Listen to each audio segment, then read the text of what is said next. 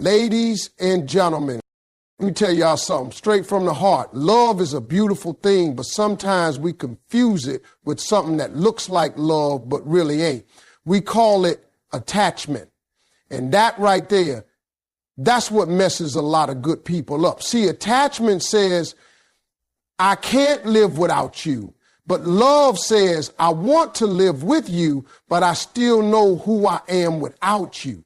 That's the difference between holding someone close and holding them hostage. Love is about giving, not clinging. When you truly love someone, you give from a place of abundance, not fear. You give because it feels natural, not because you're scared of losing them. Clinging is what happens when love turns into possession.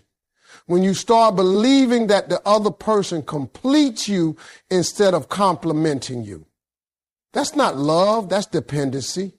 When you cling, you create pressure. You start expecting the other person to constantly feel your emotional needs, to reassure you, to make you feel secure. But love doesn't work that way. The moment love turns into a demand, it stops being love and becomes control. Giving love, real love, means offering what's inside of you without expecting anything in return. It's about letting someone feel safe, seen, and valued, but still letting them be free. See, love is like sunlight. It shines freely. You can't grab sunlight and stuff it in a jar because the moment you do, you lose it. The same goes for people. You can't hold them too tight and expect love to breathe. When you cling, it's like you're suffocating the very thing you want to keep alive. The tighter you hold, the more you push them away. Giving, on the other hand, creates space for love to flow. It's not about giving things. It's about giving peace, trust, and understanding. It's saying, I see you for who you are. And I'm not here to own you. I'm here to walk beside you. That kind of giving builds love that lasts because it's built on respect, not fear. When you give love freely, you stop keeping score. You're not saying, I did this for you, so you owe me that.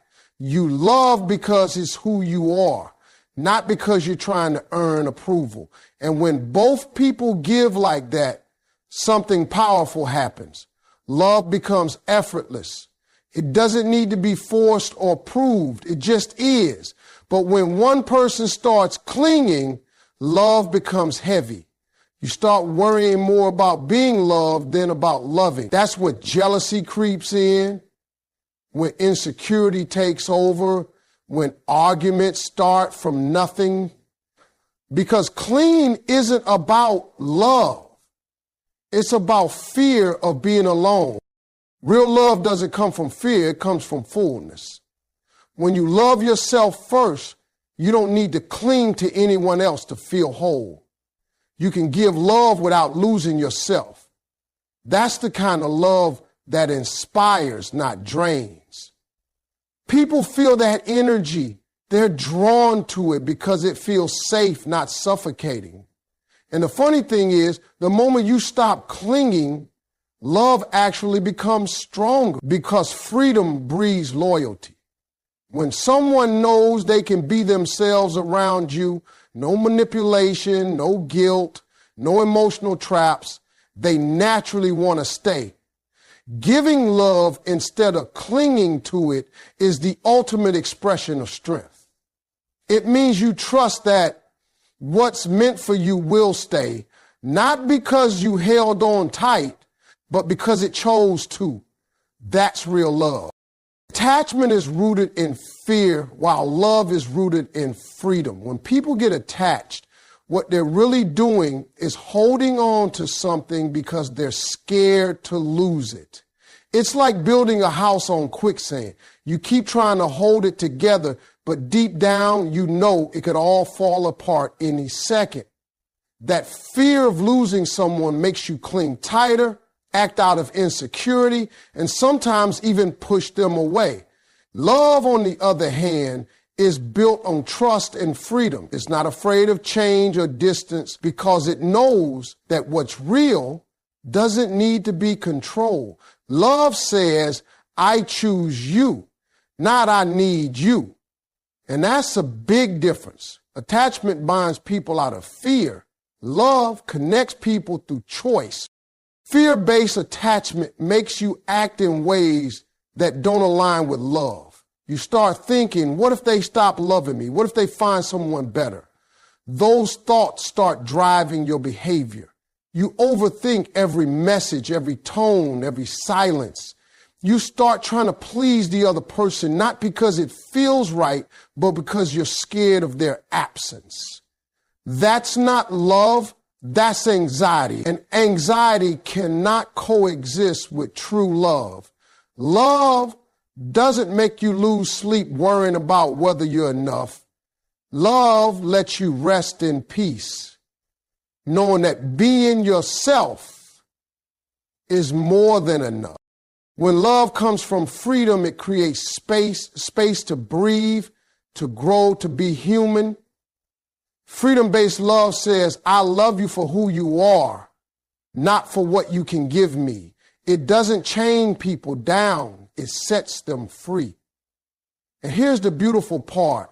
When someone feels free in love, they stay not out of fear, but because they want to. There's no need for constant reassurance, no begging for attention, no fear of abandonment. Both people can be themselves without walking on eggshells, without pretending to be perfect just to be loved. That's the kind of love that lasts because it's grounded in honesty, not insecurity. People often confuse attachment with love because both can make you feel deeply connected. But attachment is about possession while love is about appreciation. When you're attached, you say, you belong to me. When you love, you say, I'm grateful for you. One traps, the other liberates. Fear says, don't leave me. Love says, even if you go, I'll still wish you well. That kind of love takes maturity, the courage to know that love isn't about ownership, it's about experience. You can love someone deeply without trying to cage them. The truth is, attachment often comes from an empty place inside us. It's a way of trying to fill a void we haven't healed yet. But love comes from a full heart, one that already knows peace within itself. When you choose love over attachment, you're saying, I trust life, I trust myself, and I trust that what's meant for me will stay. That's the power of loving with freedom instead of fear. It's not desperate, it's divine. True love allows both people to grow individually. When love is real, it doesn't demand that one person shrink so the other can shine. It doesn't ask you to give up your dreams, your voice, or your identity just to keep the relationship peaceful. True love is like sunlight and water. It nurtures growth. It helps both souls become better, stronger, wiser versions of themselves. If your love is holding you back from being who you are meant to be, that's not love. That's limitation. Love should make you feel expansive, not small. It should challenge you to rise higher, to evolve, to become more confident in your own skin. Growth in love means you're not the same person you were yesterday, and that's a good thing. When people confuse love with control, growth stops. One partner tries to mold the other into their version of perfect. They start setting unspoken rules how you should talk, dress, behave, or dream. But the moment love becomes controlling, it loses its essence. You can't grow in an environment where you're constantly walking on eggshells, trying to fit into someone else's expectations. Love that's rooted in truth allows both people to be authentic. It says, I accept who you are today, and I'll support who you're becoming tomorrow. That kind of love creates a safe space where growth is not feared, but celebrated. True love doesn't fear change. It embraces it because growth means change. And when both people evolve, the relationship evolves too. You might not always grow at the same pace, and that's okay. What matters is that you keep supporting each other's journey. Love is not about always being identical. It's about being aligned. You don't have to share every interest or every opinion, but you should share the same respect for each other's individuality. The moment love starts demanding you to stop being you, it stops being love and becomes control disguised as care. In true love, you find encouragement, not competition. You celebrate each other's wins without jealousy. You push each other to do better, and you stand together through every storm. Real love inspires you to chase your purpose, not abandon it. When two people are growing together, the bond becomes unbreakable because it's built on mutual respect. There's nothing more beautiful than a partnership where both souls are evolving side by side. Not because they need each other to survive, but because they choose to thrive together. And here's the truth. When you allow growth in love, you keep the spark alive because growth brings freshness, new experiences, new depth. You keep discovering new things about yourself and your partner. You don't get stuck in routine or fear of change because you both trust the process. Love like that doesn't suffocate. It breathes, it moves, it expands. True love never asks you to lose yourself. It helps you find even more of who you are. That's the kind of love that lasts a lifetime. Not by holding on tightly, but by growing freely together and apart. You can care deeply without losing yourself.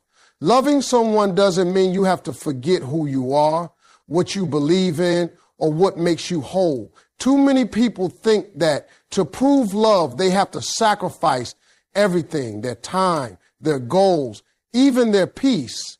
But real love doesn't ask you to disappear. It doesn't demand that you put yourself last in every situation. You can care for someone with your whole heart and still keep your boundaries strong. Love becomes unhealthy the moment it turns into self-neglect. You can't pour endlessly from a cup that's empty.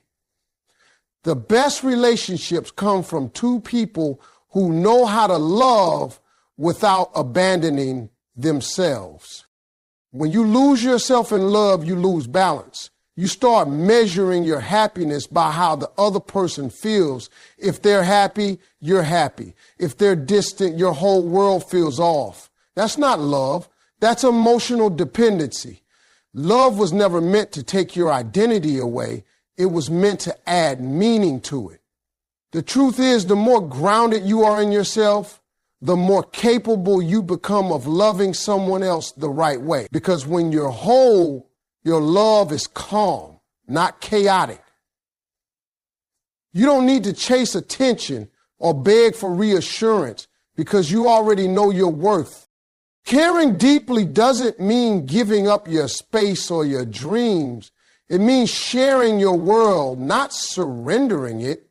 You can be madly in love and still keep your individuality. You can support your partner's growth while still nurturing your own. That balance is what keeps love alive.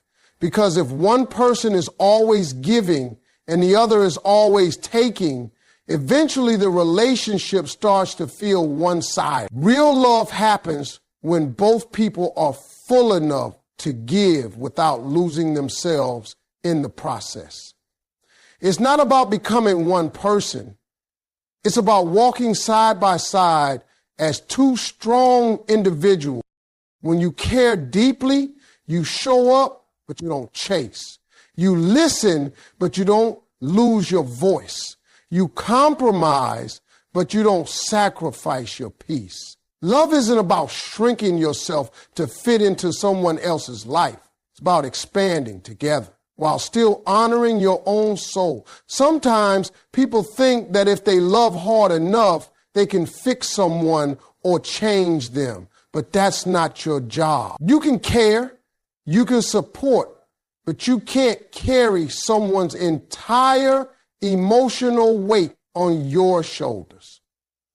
The moment you start losing sleep, losing peace, or losing yourself to keep someone, that's not love anymore. That's pain disguised as devotion. True love doesn't drain you. It refills you. It motivates you to become better, not exhausted. When you know how to love without losing yourself, you show up from a place of power. You love with confidence, not desperation. You bring peace, not pressure. Because at the end of the day, love isn't about giving all of yourself away. It's about sharing your best self with someone who values it. That's how you care deeply and still stay true to who you are. When you stop trying to control love, it becomes real. Control is the silent killer of genuine connection because it comes from fear, not trust. So many people try to control how love unfolds. They want to decide how their partner feels, how they act, what they say, where they go. But love was never meant to be managed like that. Love isn't a contract, it's a flow. When you start trying to control it, you block the very thing that makes love beautiful. It's freedom. You can't force someone to love you a certain way, and you can't make them express affection on your terms. The moment you do that, love starts losing its magic. Real love only thrives in honesty, not in manipulation. Control often comes from insecurity. When you're scared of being hurt or abandoned, you start trying to hold on tighter. You start questioning everything, overanalyzing words and doubting actions. But the truth is, love can't breathe under pressure. When you constantly try to direct how love goes, you stop being present in it. You start worrying about outcomes instead of enjoying moments. Love is meant to be felt, not managed. And the hardest thing to learn in love is letting go of control and trusting the process. Because when you trust, you stop forcing things. You stop trying to make someone prove they care. You start to let love just be. You can't control another person's heart, and you shouldn't want to. Everyone deserves the freedom to love authentically. Real connection happens when two people choose each other freely every day, not when one person is pressured into staying. The beauty of real love is that it's voluntary. It's not born from rules or fear. It's born from choice. When someone chooses to love you without being forced, that love has depth. That's the kind of love that lasts because it's sincere, not coerced. When you stop trying to control love, you give both people room to grow. You start to trust that if something is meant for you, it doesn't have to be chased or manipulated. It will stay naturally. And if it doesn't, that just means it wasn't aligned with your journey. Letting go of control isn't giving up. It's growing up. It's saying, I don't need to manage this. I trust what's real. That kind of peace allows love to breathe. It lets laughter return. It lets affection flow again. And it keeps resentment from taking root. The truth is, control only gives you the illusion of safety, but it actually steals your joy. The more you try to grip love, the faster it slips away. The people who love the best are the ones who love freely. They don't chase, they don't beg, and they don't force. They love with open hands, not closed fists. Because when you stop trying to control love, you finally allow it to become what it was always meant to be, real, honest, and free. The best kind of love comes from wholeness, not dependency. When you love from a place of wholeness, you bring peace into the relationship, not pressure. You don't come to someone saying, complete me. You come saying, let's grow together. There's a big difference between needing someone to fill your emptiness and wanting to share your fullness with them. Love that's built on need is fragile because it depends on someone else's presence for your happiness. But love that's built on wholeness is strong because it's rooted in self-awareness and balance. When both people are whole, they love freely, not fearfully. They don't depend on each other to feel worthy. They already know their worth. They come together to celebrate love, not to escape loneliness. Dependency feels romantic in the beginning. You start believing that you can't live without that person, that they're the reason you smile, the reason you wake up motivated. But that kind of thinking sets you up for pain because it makes your emotional stability dependent on someone else's actions. The moment they disappoint you or pull away, your world starts to crumble. That's why self-love is the foundation of every healthy relationship. You can't expect someone to fill the gaps you refuse to heal yourself. Wholeness means taking responsibility for your own happiness, your own peace, your own healing. It means learning how to enjoy your own company so you don't seek love out of loneliness. When two whole people come together, the connection feels lighter. There's no constant drama, no fear of abandonment, no silent competition. Instead, there's respect, freedom, and growth. You don't look at your partner as your missing piece. You see them as your mirror. Someone who reflects your strength, not your weakness. You share experiences without losing yourself in them. You support their individuality while staying rooted in your own. That's what makes love stable. Two strong foundations coming together, not two broken walls trying to hold each other up. Wholeness also means understanding that love doesn't fix everything. You can love deeply and still face challenges. But when you're whole, you handle them with maturity. You don't panic at the first sign of distance because your identity doesn't depend on constant reassurance. You trust, you communicate, and you stay calm. That peace comes from within.